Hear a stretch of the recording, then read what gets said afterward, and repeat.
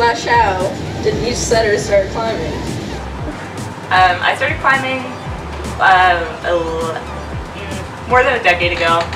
So I started when? I started climbing 4.5-ish years ago.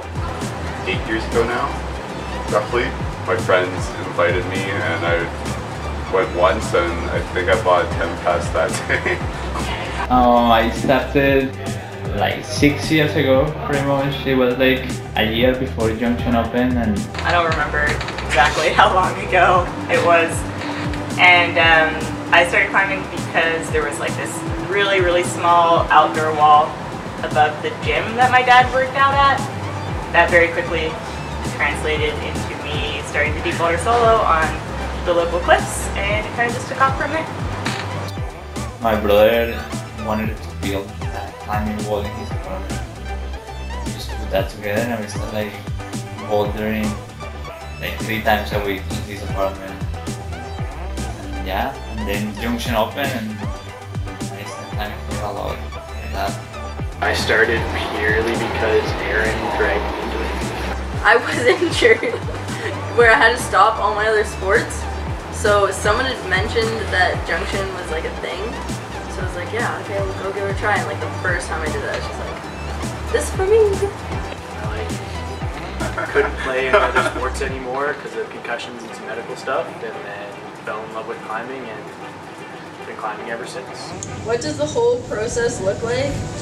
Brackets.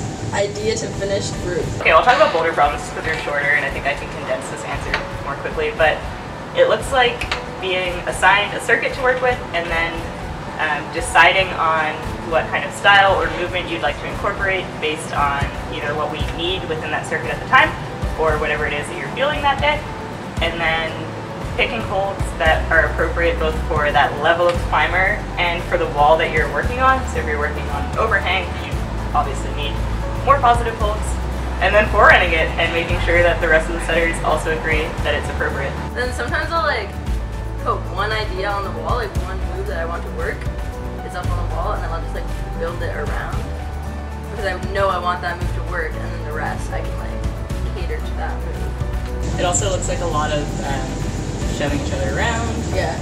Making Drilling fun of at each other. Yeah. Rap, rap. A lot of makeshift karate moves. And yeah, a lot of random crap. Where do you get inspiration for various routes? I would say I kind of get inspiration from either like going to other gyms, times outside, watching videos online of competitions generally, but sometimes like moves just hop into my head when I see a hold. Well, both of us, like I used to compete and you coaching and you competed. Ideas will come from comps, or like not even necessarily the same move, but just you see a move and then you're like, oh, like I have something related to it and it's a little bit different, but I think it'll be really cool. No, I think inspiration comes from a lot of different places. Sometimes you're watching climbing comps, like World Cups or national comps, and you get really psyched on a move that you saw and you want to recreate it at a level that's more appropriate for more moderate level climbers instead of professional athletes. I think the inspiration can come from almost anything. Sometimes I pick moves that I've climbed in outdoor climbs, other times moves I've seen or climbed in other gyms, or sometimes it's something that I just think would theoretically be really cool. So it's going to try something new and trying to make that work. I'm trying to like almost reinvent some movement in a different or new way. Just looking at people climb, like the way they move and stuff, but I'm still pretty new. I don't know, I'm excited to find good inspiration. And also sometimes you get some holds and you look at them and you're like, oh yeah, we can do some cool stuff with this. Like someone's put volumes up and then you see an idea because the volume's already on the wall.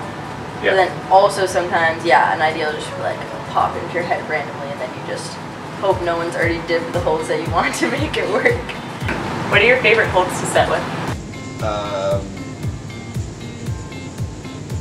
That changes daily. It really depends on my mood or what I'm stoked on setting.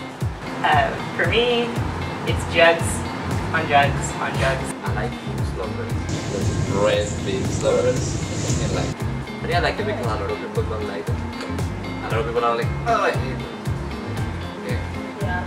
I don't know, it varies depending on my mood or like from week to week of what my favorite set is going to be. Sometimes I'll be really stoked on some small crimps, and other times it could be like the biggest holds we have.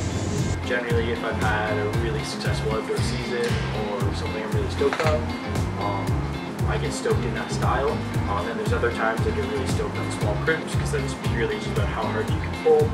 I like our new boomerang ones, the yellow ones. The ones with like texture on one side and then Yeah, there's so much texture. Just rip all your skin off. My favorite jugs are the rustic flowers because who doesn't like heel hooks, toe hooks, slinging around through an overhang on some really comfy, really positive holds. You can't have a bad time on the Rusties. You just can't. It's not possible. We have a collective pact that if the building's ever burning down, we must save the Rusties. Yeah. Yeah. Anybody doesn't like them? Get We'll have some words. Yeah, we will have some words. Get out of here. What is the hardest kind of hold to mount / put in place?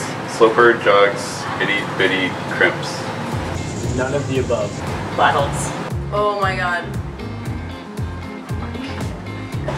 And this is not a strike against flat holds as a brand. We love your holds a lot. We have just we've made this choice ourselves to use horrible screws to mount your holds, and they give us a horrible time. The biggest monster feature holds that weigh like 50 pounds are the absolute worst thing to put up. This thing, right here. Also, this isn't a hold, but volumes, those big frickin' volumes, they are heavy. They're heavy. Oh my god. Big volumes require like a large team effort. I think the most frustrating part about putting big volumes on the wall is you think it'll fit, and then you get it up there. Like all 6 of you lift this thing up there via 5 ladders, and then it doesn't fit. And then you gotta take it back down and reassess, and then you put it back up there again, and you get like 2 screws in it, and you realize it's like hanging over one edge, or it's covering a sprinkler cap, or something else, and you're like, cool, take it back down, try again. And then it never fits, and then you just put it away. It never goes An hour later, the wall is still empty. Sometimes screw-ons are annoying when they catch the screw and you're not holding on to them tight enough and fling around and hit you in the knuckle, but... Or little martini bolt holds that like spin, you like try to get in the exact right spot, it's like perfectly horizontal, and then you tighten it a little bit and then it's just like, every time. Are some styles of climbs easier, harder to set? I think there are some styles that are a little bit more difficult to set, maybe not objectively, but for us we don't really have a slab wall, so setting a slabby style climb requires a bit more creativity, a bit more volume use, and it's something that's a little bit more out of our element because we're not used to doing it.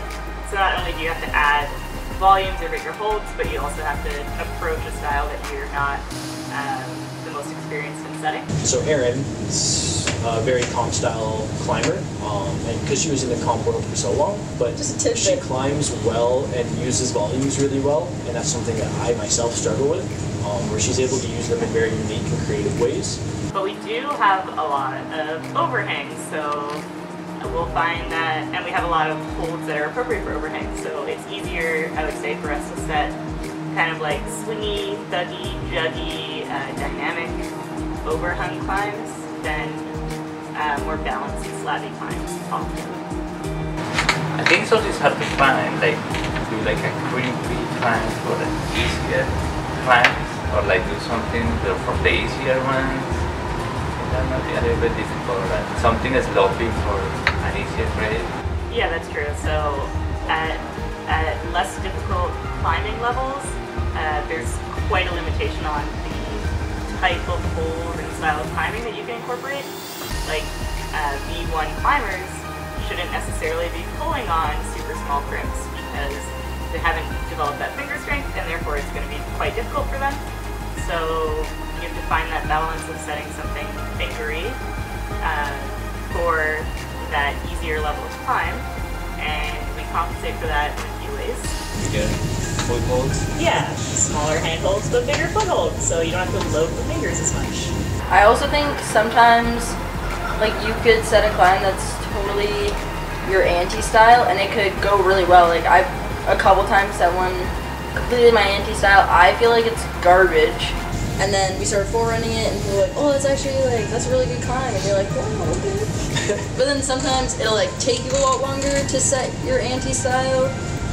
Or sometimes you'll just try to do it, and it can be really frustrating sometimes. If you're, like, trying to make something work, it's not movement that you're, like, familiar with or comfortable with. So it can be hard. I think in the end, it all comes back to it being a team effort. Yeah. It's like if I struggle with something like coordination dynos, someone like Ben is going to step up and really help me tweak it to the point that it's a great move, where my initial iteration of that climb or of that move might not have been as flowy or as cool as I wanted it to be. Yeah, but I definitely wouldn't say like one particular style is just harder for everybody. It's very dependent on the person. Very subjective. Yeah.